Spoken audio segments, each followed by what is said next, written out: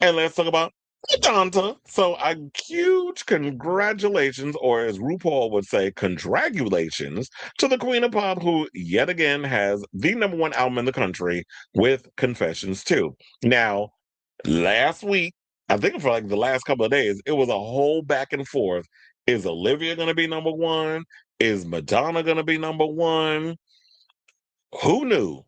But now, come to find out, now Madonna has come out on top. And I was saying that it was nice that Olivia wasn't out here trying to be like a certain other singer, that when people drop a new album, you want to all of a sudden release 80 more variants of your record. Then Key Mac went and put me on somebody that's in part of a Rebel Hearts group chat that I'm in. Yeah, that's what it's called. We have a Madonna group chat called the Rebel Hearts. He went and saying something another that yeah, she was doing a whole variant thing, but I think that was like the earlier parts of her when she dropped the album and her fans were getting mad over the fact that they weren't getting a lot of these big variants or whatever. But she didn't do it the week Madonna put it out. So it just goes to show in that sense, she is a girl's girl. She wasn't out here pretending like she's a girl's girl because you want to collect friends like they tchotchkes the same way you treated a lot of them damn people at that Madison Square Garden wedding, which I did find funny because in the break room I saw this sign that said something about filming, and you will. I think it was mentioning something about you will be terminated if y'all be in here filming, and um. I asked one of my shop stores, I'm like, what is that on the wall? She was like, oh, that was there for the Taylor wedding. I said, oh, they just forgot to take it down. So nevertheless, Madonna got the number one album in the country. She was going back and forth. She's been out here promoting this thing like crazy. She was out in Queens, a queen in Queens, over there on Saturday, performing at what was it called? The Knockout Theater, Knockout Center, something with a knockout in it. The only knockout I know was the porn star. But if you know, you know. But so yeah, she was out there performing. I know it's like a small club. A lot of it was hot in there. I saw Frankie Grande was there. Because I saw his video, that queen will show up to an envelope open at this damn point. But yeah, Frankie Grande was up in there singing "I Feel So Free" off key, and then from what I was hearing, it was like OD hot up in there. People were talking about they were probably feeling like they were gonna pass out. And I don't know, she's talking about trying to do a whole club tour or whatever the case is. That'd be cute if you want to promote it, but ma'am, if you're really trying to make some money, you cannot do with Confessions what you did with Madam X. You can't do these small ass theaters and thinking that what you're trying to do with the whole club thing is they're going to be able to accommodate what you're doing in there. It will work much better if you did an arena setting, and in a certain place you might want to do smaller venues just to get the hype going. I like this whole idea of her traveling around with her Stuart Price, and if her kids want to come, they can come. But it's her, Stuart Price, and Honey Dijon, and they out here doing these DJ sets. Madonna holds up the mic. She out there shaking her butt and moving around and dancing, having a good time promoting the record. I like this side of her, of what she's doing, instead of having to hire a bunch of dancers to get up there and do like what she used to do back in the day, which would be, oh, she would show up at the Roxy and have a bunch of backup dancers, and they'll be up there. They'll promote like they'll perform like a couple of cuts from the new album. Because I remember she did that with music. I think she also did that with Confessions too. But she got up there and she would just perform out in the clubs. One of my friends said he was getting flooded out at the Roxy, and then they found out that Madonna was going to be performing. I said, "Her, not you talking about you was getting your back, your pussy rearranged and DP'd, and all of a sudden Madonna come out there and start performing." Well, child, a time was had at the Roxy back in the day. And I'm not talking about Roxy Andrews. So, yeah, now that I'm done reminiscing, reminisce on the love we had, make the time tonight. Shout out to Mary. So, Madonna's Confessions 2, her first new album in 7 years, found an appreciative audience awaiting her return. The album bowed with She Took a Bow with 134,000 equivalent album units, more than enough to push her past the still highly successful Olivia Rodrigo record to land on top of the Billboard 200 albums chart. So Madonna earned, as they said, her 10th number one album on the Billboard 200 chart as her new studio album, Confessions 2, debuted atop the list dated July 18th. With the arrival, the Queen of Pop gets her first number one album of the 2020s and becomes the first act with a number one album in the 2020s to have also topped the chart in 3 other decades. Furthermore, Madonna becomes only the fourth act to have achieved at least 10 number one each on the Billboard 200 Albums chart and the Billboard Hot 100 Songs chart. On the latter, she has 12 leaders. Confessions 2 launches with 134,000 equivalent album units earned in the United States in the week ending July 9th, according to Luminate. That marks the largest week for a dance album this year. It also scores Madonna her best week by units since the Billboard 200 transitioned to an equivalent album units ranked list in December of 2014. Confessions 2 additionally yields Madonna's biggest streaming week ever for an album and her largest pure album sales week in more than a decade. Which goes to show that the fans wanted her to get back to the dance music. It was cute when you took these little detours and was trying different things because as an artist, you should experiment and try different things. However, after Confessions, the people was like, ma'am, you belong on the dance floor. That's what we want from you. Stay there. And now it's like Madonna came back. She came back home. It was so nice. And she's like, well, it was cute or whatever. It was fun while he was out there with the Madam X's and the Rebel Hearts, which I had to side eye somebody talking about Rebel Heart is better than Confessions too. Bitch, where? Because it is not. But I guess you know what? That's your opinion. That's what you go with. I'm not going to fault you on that. You just incorrect. There's no way in hell that Confessions 2 is not a better record, a more cohesive record than the overbloated Rebel Heart album. That album has 25 songs on it. At least with Confessions 2 it has 16. Now I will give you this. There could have been a couple of songs maybe you could have shaved off and it would have been even more cohesive. But I think the selfish side of me, we haven't had new Madonna music in 7 years, so I don't mind that the album has extra songs that they probably could have cut off.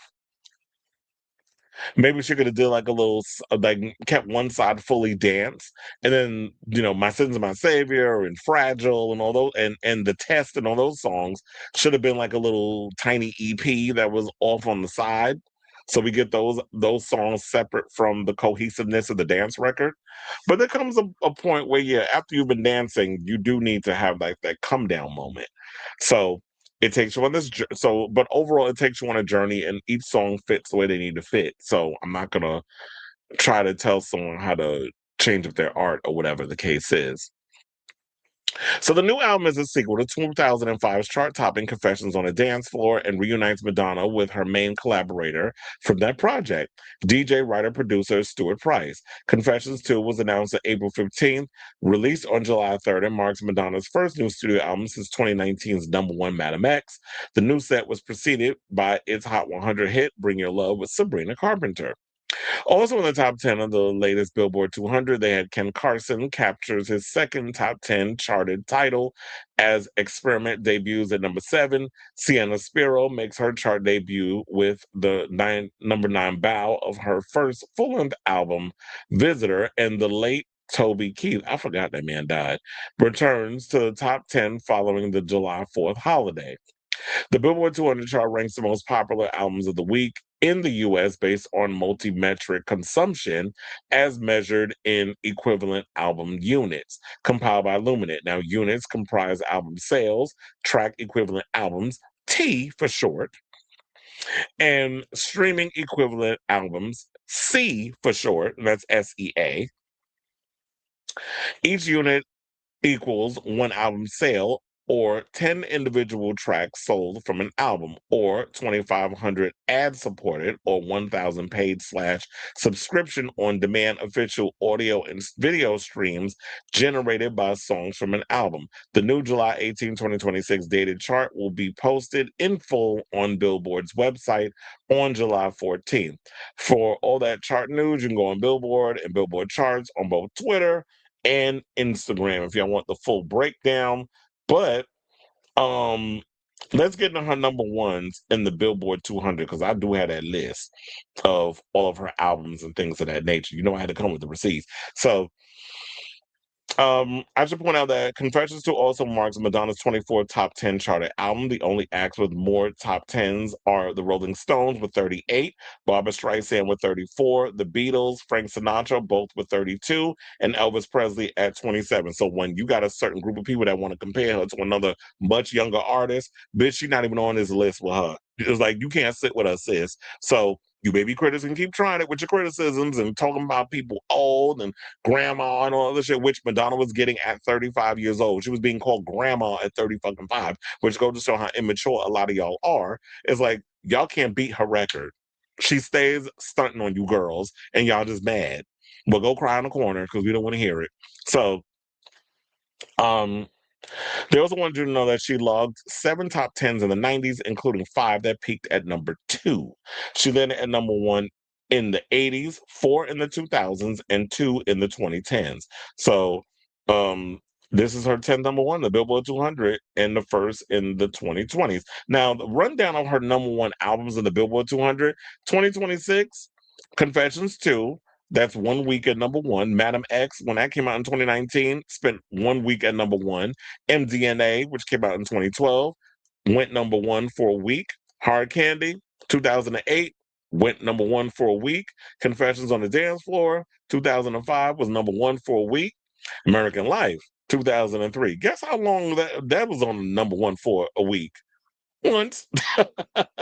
Same thing with music in 2000. Now, this is where it gets where she spent multiple weeks at number 1, and this was all in the 80s. Like a Prayer, she spent 6 weeks in 1989 at number 1. True Blue, 1986. Wait, I said 1989, right? For Like a Prayer. 1986 with True Blue, she spent 5 weeks at number 1, and Like a Virgin in 1985, she spent 3 weeks at number 1. Now, a recap of the acts with at least 10 number 1s on the Billboard 200. You got the Beatles with 19. You got Aubrey Graham with 50, Drake, for those who don't know, 15 number 1s. Taylor Swift with 15. Jay-Z with 14. Eminem with 11. Future with 11. Bruce Springsteen with 11. Barbra Streisand with 11. Kanye West with 11. Madonna at 10. And Elvis Presley at 10. So it was all the big icons. Now, the 4 acts with at least 10 number 1s each on the Billboard 200 and Hot 100. You have Madonna joining an elite group of acts that have achieved at least 10 number 1 albums on the Billboard 200 and 10 number 1s on the Billboard Hot 100 songs chart. Only the Beatles, Drake, and Taylor Swift have also achieved the distinction. The Beatles have 19. Well, we already went through that, so we don't need to read that again of how many they had. But shout out to Michael Jackson, whose former number 1 Thriller fell 1 spot to number 8 on the latest Billboard 200, 42,000 equivalent album units, down 12%. The King of Pop is joined by the Queen of Pop, Madonna, in the top 10. Jackson and Madonna have shared space on the top 10 only once, previously on the December 1st, 2001 dated chart.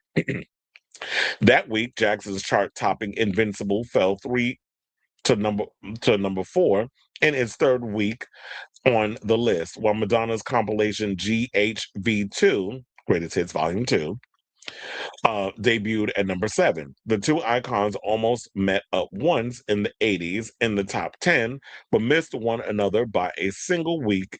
On the September 19, 1987 dated chart, Madonna led Who's That Girl film soundtrack spent its 3rd and final week in the top 10 at number 7. The following week, September 26th, Who's That Girl fell to number 1. While Jackson's Bad debuted at number 1, then on the October 3rd dated chart, Who's That Girl remained at number 11, while Bad held at number 1. So there you have it with that big old list of numbers and things. I know it was a lot of math. Now, before we get up out of here on this topic, so I want to let y'all know this. Last but certainly not least, Madonna has more of a reason to celebrate. So in between, well, in the midst of her album being successful, she breaking records over there on the ticky tacky. Because the dumbass idiot in the White House calls TikTok tic-tac. I'm sure y'all have heard that many a time. Talk about somebody that's out of touch. So Madonna's successful rollout. So we got to shout out the Warner Brothers for the way they've been rolling out this album. It has been very old school the way they've been doing it, but also I love the fact of how they've been maneuvering her to play in the whole internet space. And this is to be a note that a lot of you artists over there on labels as well, they talk about they ain't got a budget or whatever the case is. Y'all need to be like, but look, you see what Warner Brothers doing with Madonna, right? Why y'all can't do that for y'all? Where y'all can go to different venues and hang out with your fans and really engage and get them involved. That's what Madonna's been doing. She's been creating events where she's meeting up with her fans. She's performing her music. She's got a DJ out there spinning crap. No, I was going to say spinning crap, spinning her music. And she's been out there like hanging out with them, and people are feeling like they're a part of a movement. And I think that's what artists need to start doing. You need to make your fans feel like they're a part of a movement. And shout out to Charlie XCX because she was in Brooklyn. Well, Madonna was, I think, yesterday. So while Jay-Z was in the Bronx and Madonna was in Queens, damn, you had all the artists covering all the boroughs, just about, well, 3 out of the 5. Charlie XCX was over in Brooklyn performing new songs from her upcoming album that comes out this week. So the girls have been carrying, well, Jay-Z ain't a girl, but the artists have been out here doing their due diligence and kicking with their fans and performing and letting people know that yeah, they're here to make music. And I think because, as it was stated earlier, a lot of Gen Zers are starting to go more analog. I think artists need to start getting a little more analog in the way they handle stuff as well and be more personable with their fans. And this is, I think, will bring more people out there instead of just relying on algorithms or blaming algorithms and now fame and all the other whatever else excuse that big back Cadillac Lizzo decides to come up with why her album nobody cares about listening to. So now that all that's been said, I think I almost lost my train of thought and forgot we got to report on this whole thing about the ticky tacky. So um she generated, the way that they rolled out this album, it generated a new TikTok record. The tech company tells Deadline its live event on July 2nd, the day before the album's release, drew more than 2.1 million viewers, worldwide on TikTok Live, the most ever for a standalone artist event on the platform. The broadcast was held in coordination with iHeartMedia, with the companies describing it as equal parts listening party, fan Q&A, club night, and confession booth. More than 200 stations aired the audio of the event. Confessions 2 was drawn positive reviews from critics and topped the Billboard 200 in its first week, moving, as we stated earlier, 134,000 units. Deadline's sister publication Billboard also reported that Grammy voters have have warmed to Madonna, and they're talking about that because now that they're warming to her, maybe because she's more relaxed and she's not, after that death scare or whatever, she almost passed away from sepsis, and maybe Madonna's less mean. Because remember, back in the day, they used to say she was a bitch, she was a mean girl, whatever the case was. Maybe it's just that she was just very assertive about knowing what she wants. And don't get me wrong, Madonna was a nuisance back in the day. But you would think that as you get older, you will mature. And maybe because she's at the later part of her life, she's pushing 70, mortality starts to creep, like become a real reminder in your life. So now that she's in the good graces of Grammy voters and they're warming up to her, this sounds like it could be a sign that yeah, we could, and we did a whole video on it in the last episode that I did, that we could possibly be seeing Madonna cleaning up at the Grammys and getting a multitude of nominations for Confessions too. So shout out to the Queen of Pop. Congratulations on the success of the album. Congratulations on breaking records over there on TikTok. You know me, I don't really give a fuck about TikTok because of who now runs it and what they're trying to do with the whole like the political aspect. But then again, there was a story that came out that Netanyahu was mad because they haven't been able to control the narrative of what's happening, of us seeing the genocide and everything that's been happening over there in Palestine and stuff. I'm like, once that genie's out the bottle, you can't put that back in. What we've seen cannot be unseen. So y'all trying to suppress our voices, that can only work but so much. So that's kind of like why I have my issues with TikTok, because of the Zionists trying to buying it up and trying to control what it is that we say over there. So I no longer have a profile, but I do have it open because if I need to go over there and download a little clip or something that I've seen over there that I can't find nowhere else, and I want to upload it somewhere so people can see it, then I usually do that. So yeah, but other than that, that's the only reason why I don't care about, TikTok. But congratulations for breaking records over there. Once again, Madonna out here setting trends and breaking records for other bitches to try to follow. And then they'll throw shade at her, but it was like, if it wasn't for her, you wouldn't be able to be doing all the things that you're taking for granted now. They always seem to forget that there's always got to be one person that's got to go through the gate in order for you bitches to come rushing through without having to deal with the heat and all the other stuff that comes with that. There's always that one person that has to be the sacrificial lamb for y'all to come in and do what needs to be able to reap the benefits of what that person had to fight in order to be rewarded for. So I say all this to say, what do you guys think of all of this news regarding the latest on Madonna? Whatever your thoughts are, let me know in the comments down below.